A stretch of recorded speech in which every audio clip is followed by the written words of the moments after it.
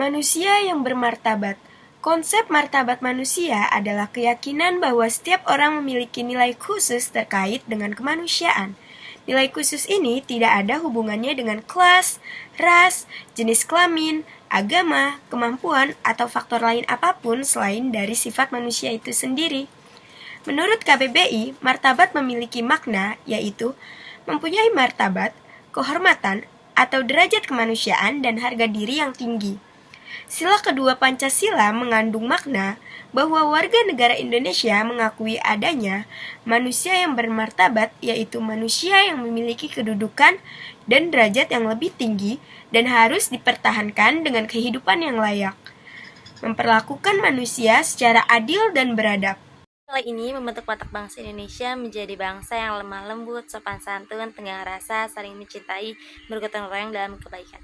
Sila kedua menginginkan warga Indonesia untuk menghormati kedudukan setiap manusia dengan kelebihan dan kekurangan masing-masing. Setiap manusia mempunyai kehidupan yang layak dan bertindak jujur serta menggunakan norma sopan santun dalam pergaulan sesama manusia. Gimana sih cara melatih manusia yang bermartabat? Yang pertama, yaitu mengakui persamaan derajat, persamaan hak, dan persamaan kewajiban antara sesama manusia. Yang kedua, saling mencintai sesama manusia. Yang ketiga, mengembangkan sikap tenggang rasa, yaitu mencerminkan rasa menghormati dan menghargai orang lain. Yang keempat, tidak semena-mena terhadap orang lain, yaitu menghormati hak-hak dan kewajiban yang dimiliki masing-masing orang, sehingga tidak terjadi pelanggaran HAM. Mengakui persamaan derajat, hak dan kewajiban asasi setiap manusia. Yang kelima, menjunjung tinggi nilai kemanusiaan, seperti melakukan sesuatu dengan jujur, melakukan gotong royong, serta melakukan musyawarah. Yang keenam, gemar melakukan kegiatan kemanusiaan. Nah, kegiatan kemanusiaan ini bisa dilakukan dengan donor darah, donasi kepada daerah, atau orang yang sedang tertimpa musibah. Dan juga memberikan santunan kepada anak yatim. Yang ketujuh, yaitu berani membela kebenaran dan keadilan. Apa saja strategi untuk meningkatkan martabat individu? Yang pertama, meningkatkan kompetensi atau kemampuan individu.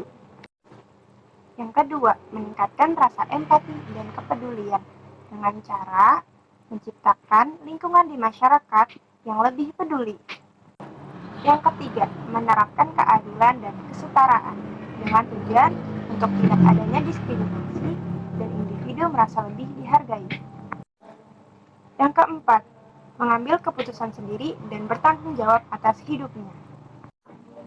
Dan yang terakhir, mengakui adanya keberagaman dengan cara menerima apa adanya tanpa melihat agama, gender, suku, atau latar belakangnya.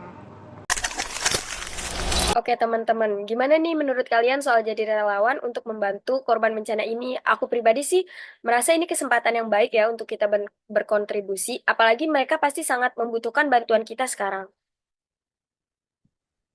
Betul banget, Wak. Aku juga setuju. Dengan kita jadi relawan, kita bisa memberi dukungan langsung dan membantu mereka menjadi lebih cepat pulih. Tapi sebelum itu kita juga harus mempersiapkan segala sesuatunya secara matang. Mulai dari logistik sampai kebutuhan dasar seperti makanan dan obat-obatan. Supaya kita juga bisa membantu mereka lebih efektif juga nantinya. Betul banget sih Mel, kalau kita juga bisa kerjasama sama kayak kayak Karang Taruna situ nggak sih? Jadi kayak mungkin kan mereka lebih tahu nih keadaan di sana tuh kayak gimana. Jadi biar kita tahu kebutuhan prioritasnya di sana tuh apa aja. Jadi nggak ada bantuan yang tumpang tindih gitu. Gimana menurut kalian? Aku setuju sama Iza, koordinasi emang penting banget supaya bantuan kita tepat sasaran. Aku juga berpikir selain memberikan bantuan fisik, kita bisa memberikan dukungan emosional untuk para korban. Setelah bencana, mental mereka pasti terguncang dan mungkin mereka butuh bantuan, butuh teman untuk mendengarkan atau sekedar diajak bicara.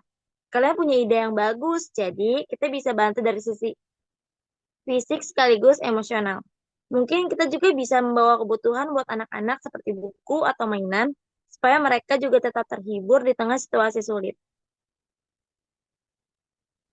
Betul tuh, Cai. Aku juga pengen kita memastikan bahwa setiap bantuan yang kita bawa sudah sesuai dengan kebutuhan di sana.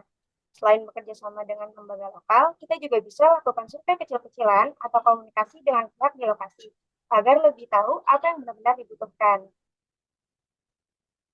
Bener banget sih Mel. Terus kayak gimana kalau misalnya kita bagi-bagi tugas, kayak ada yang ngurus logistik, terus ada yang koordinasi komunikasi sama Karang Taruna juga, ada yang fokus di lapangan. Jadi kita kayak bisa fokus sama kerjaan masing-masing dan bakal lebih efektif gitu kerjanya.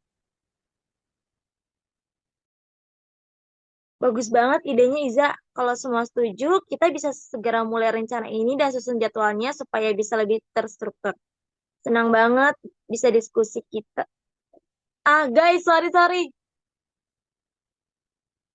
Boleh ulang gak? Maaf banget.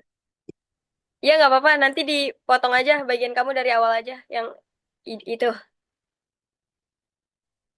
Yang? Oh, Oke.